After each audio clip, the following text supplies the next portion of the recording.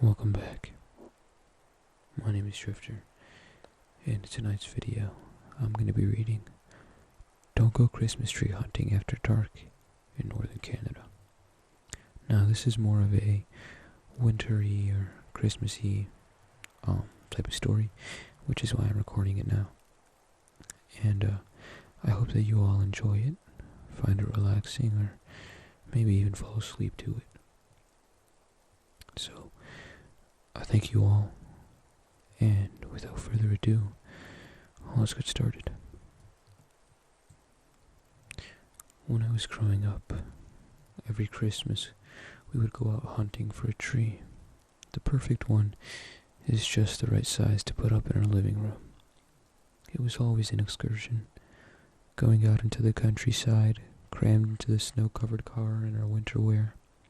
My mom and dad and my brother Noel and I, the four of us were an unstoppable team, heading out into the wild, white wilderness to find that one ideal specimen to hack down and drag home with us, so that we could decorate it in tinsel and cover it with ornaments, lights, and the works. Every year it was our tradition until one year it wasn't anymore. Dad passed away a couple years back, and with all this pandemic business, it doesn't look like we'll be doing much as a family this Christmas, for the first time since I can ever remember. It was with this feeling of melancholy and neglected nostalgia in mind that I hopped into my car on a whim and drove into the snow-covered countryside to find a Christmas tree. The whole thing was a bit out of the ordinary for me, but I was just feeling stir-crazy sitting in my apartment.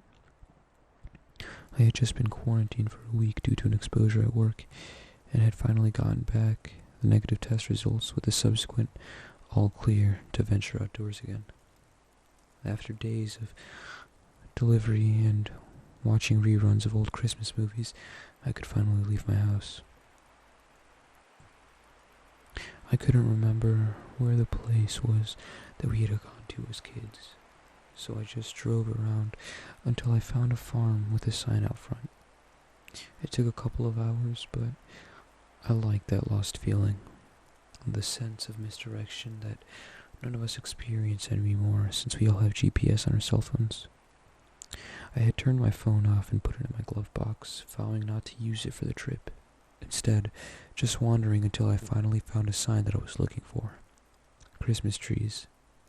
$40 each, bring your own saw. Perfect, I thought, just like the old days. I pulled into the frozen gravel lot and parked. It was getting a bit late in the day, so the few people in the parking lot were already tying trees to the roofs of their cars or throwing them in the back of their pickups. "Better hurry," said a man in the flannel shirt with overalls as I got out of my car. "Gets dark early nowadays. Don't want to be stuck out there after the sun goes down. Gets cold quick in these parts." I was immediately struck by his intimidating height. Being 6'5" myself, I don't often run into someone taller than me. He looked down at me, and I thought he had to be about 7 feet tall, if not taller. His skin was stretched taut over prominent cheekbones, and he appeared emaciated and malnourished. "Thanks," I said. "I haven't done this since I was a kid. Hopefully I still remember how to work a hacksaw."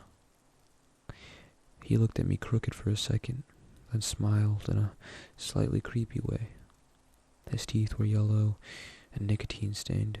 His eyes looked yellow as well. His skin rough and covered in sores.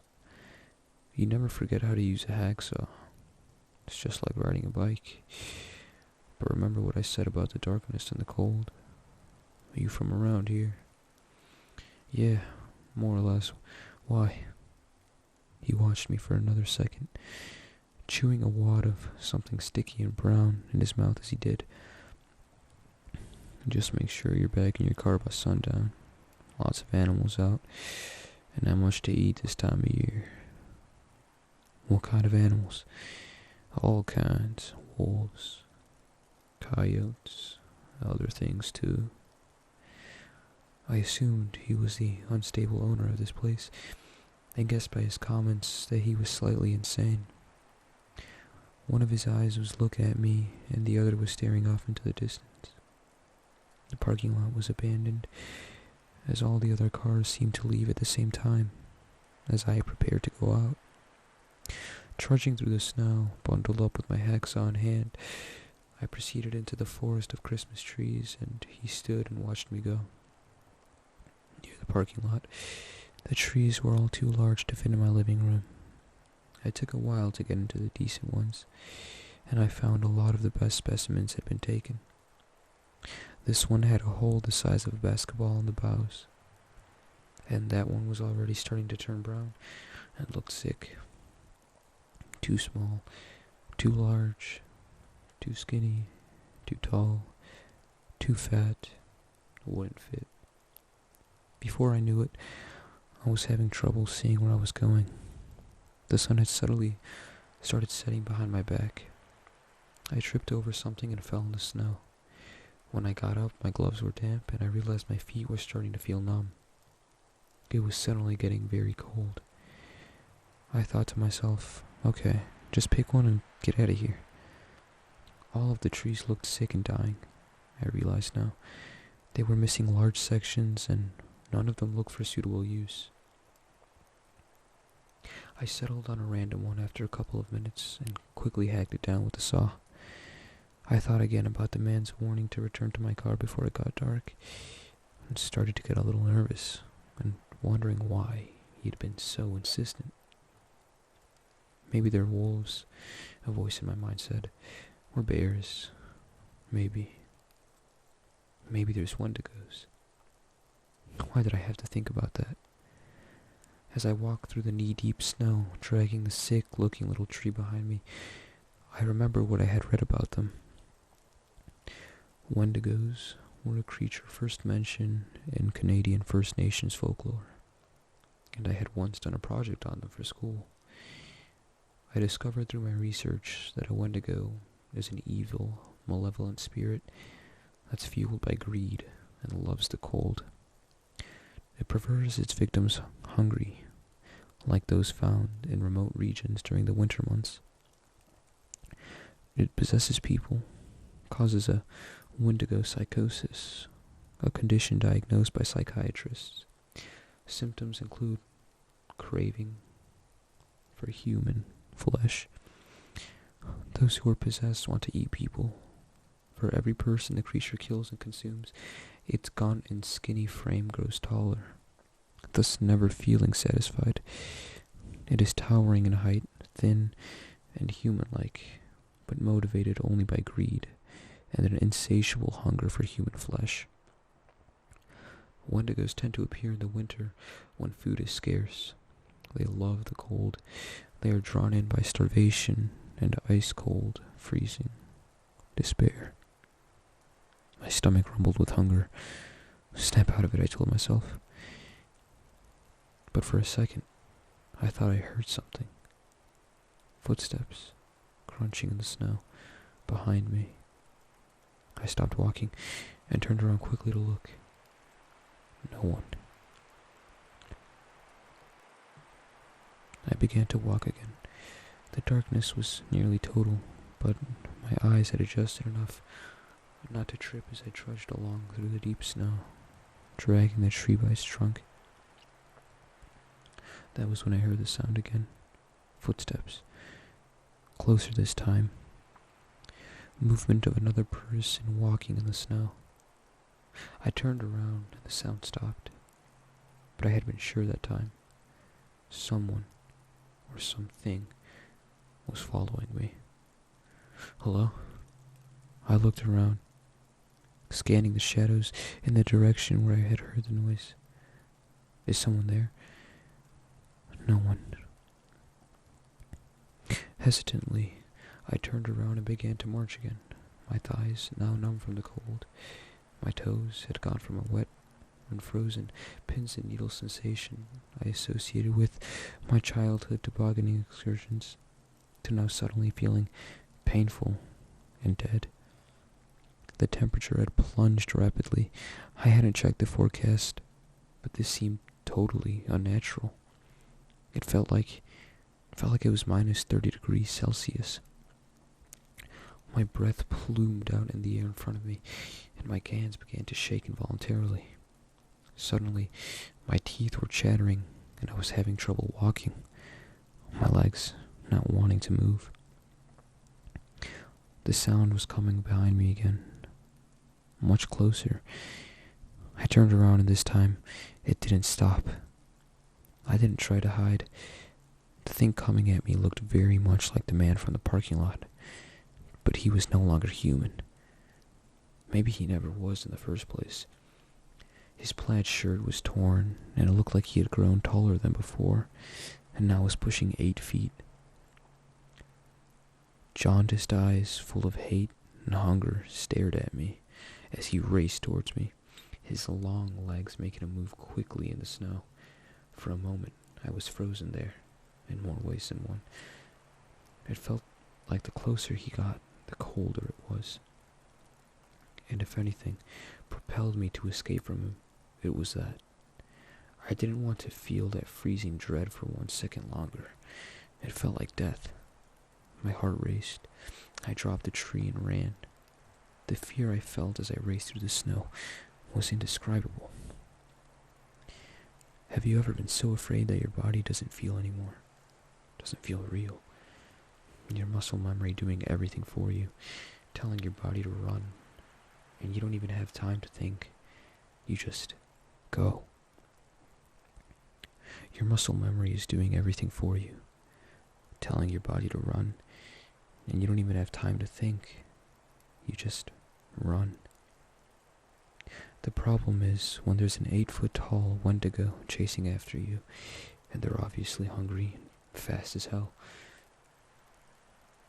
That's when it doesn't matter anymore how quickly you're gonna run, or how fast you are, because you're still gonna die. I heard him gaining on me, and I knew if I looked back I would die. Just that brief, momentary lack of focus would be enough to cause my demise. My heart skipped a beat as I felt it swipe at my clothing and nearly grab a hold of me, and I realized I would never get away running like I was. I could hear its breath behind me, very close, breathing heavily as I ran. Headlights flashed suddenly, illuminating me, and I heard the Wendigo scream and duck away. The parking lot was to my left, I realized. I had reached it just as the creature was about to grab hold of me. It wouldn't have still, if not for this random person pulling into the parking lot. I heard the Wendigo running off back into the trees, clearly terrified of the light. My heart hammering, I walked towards the parking lot. I wanted to thank whoever was in the car, since they had just saved me. Even if it hadn't been intentional, it had happened. Interestingly, the car looked familiar. I realized as I walked over to it. My older brother Noel rolled his window down, and the expression on his face revealed a total lack of surprise, or any other emotion. "Noel, you saved me, man. Thank you." There was something chasing me out of there in the woods. "A Wendigo?" he asked. "Yeah. How did you know?" "And how did you know I was out there?" "Mom told me. You went looking for a tree, and there are only a couple places you can go these days. I got worried about you. Don't you remember what Dad always told us?" The memories started to flood back to me. I had forgotten when my father had warned us over and over and over again. No wonder the advice from the man in the parking lot had been so familiar. "Never go hunting for Christmas trees after dark," I said. "But what does that have to do with Wendigos?" "Man, think about it. Those guys love the cold, right? And they love it when people are hungry. What are the 2 things you always remember feeling when we went looking for Christmas trees as kids?" My stomach rumbled again, louder this time. Why had I skipped dinner before coming out here? Point taken. My whole body is completely frozen solid, totally numb, and I'm starving. "Follow me," he said. "I'll drive to the nearest burger place and we'll get a bite to eat and get you warmed up." I got into the car. with one last parting glance into the woods. Yellow eyes gleamed from the darkness. Maybe I'll get the veggie burger for a while. That was Don't Go Christmas Tree Hunting After Dark in Northern Canada. Thank you all for watching or listening. I hope that you enjoyed this story, and I hope that you found it relaxing, albeit a little terrifying, if you ask me. But also want to say thank you to everyone who's been watching the videos recently and showing support by dropping a like. It really means a lot to me, and I hope that you continue to stick with me as I continue to post videos for you all. Thank you guys all for watching. I hope that you have a great day or night, and I will see you all in the next one. Peace.